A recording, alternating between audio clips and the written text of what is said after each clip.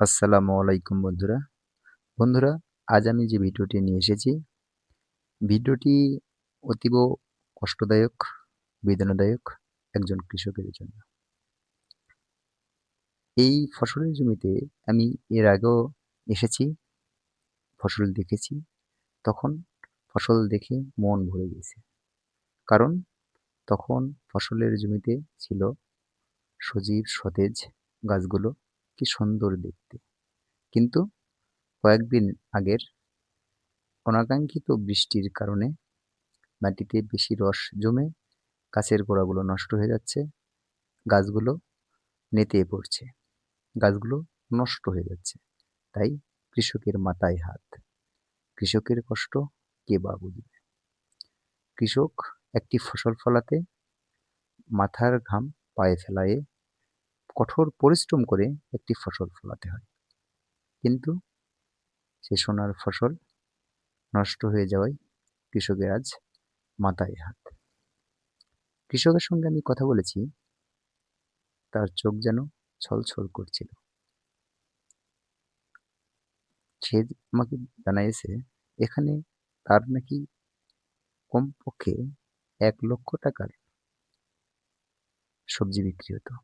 কিন্তু দেখেন এখন সেখানে ১ টাকারও বিক্রি হবে বলে মনে হয় না। এই যে মাটি আলগা করা জমি দেখছেন, এখানে কয়েকদিন আগেই ছিল আপনার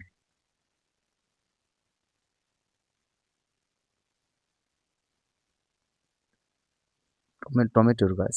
এর আগেও আমি সেটা ভিডিওর মাধ্যমে দেখিয়েছি। টমেটোর গাছগুলো হয়েই এসছিল, ফল এসেই গেছিল। কিন্তু এই অনাকাঙ্ক্ষিত বৃষ্টির কারণে সেখানে গাছ নষ্ট হয়ে গেছে। এখন সেটা আবার নতুন করে চাষ করে কৃষকের সঙ্গে আমি কথা বলে জেনেছি চেষ্টা করছে। কৃষক আবার ঘুরে দাঁড়ানোর চেষ্টা করছে। তাই তো এই জমিগুলো আবার উর্বর করার জন্য মাটি কুপিয়ে লাঙ্গল দিয়ে হাল বয়ে আবারও জমি তৈরি করছে। এখানে আবার ফলাবে ফসল। কৃষক যেভাবে বলছিল সত্যি অভাবনীয়। সে বলছিল এটা হয়তোবা আল্লাহর পরীক্ষা। আল্লাহ হয়তোবা আমাকে পরীক্ষা করেছে বা কৃষকদের পরীক্ষা নিচ্ছে। তো এখান থেকে আবারও ঘুরে দাঁড়ায়, আবারও ফসল ফলায় সে এগিয়ে যেতে চায়। তার বিশ্বাস হয়তো এখানে সে পরীক্ষায় পাশ করলে আবার ঘুরে দাঁড়াতে পারবে। আল্লাহ হয়তোবা পরবর্তী ফসলে তাকে দ্বিগুণ লাভবান করবে এবং সে ঘুরে দাঁড়াতে পারবে, তার বিশ্বাস। তো হ্যাঁ বন্ধুরা, আল্লাহর উপর বিশ্বাস রেখে এগিয়ে যেতে হবে। তাহলেই পরবর্তী ধাপ আমাদের জন্য সহজ হবে ইনশাআল্লাহ। তো বন্ধুরা, এই কৃষকের ফসল শুধু নয়, হাজারো কৃষকের ফসল নষ্ট হয়ে গেছে এক রাতের বৃষ্টি। তাই বলে কি সবাই আর ফসল ফলাবেন না বন্ধুরা?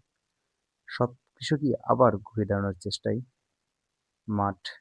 মাঠে পরিশ্রম করে যাচ্ছে, মাথার ঘাম পায়ে ফেলে পরিশ্রম করে যাচ্ছে। কৃষক একদিন সফল হবেই।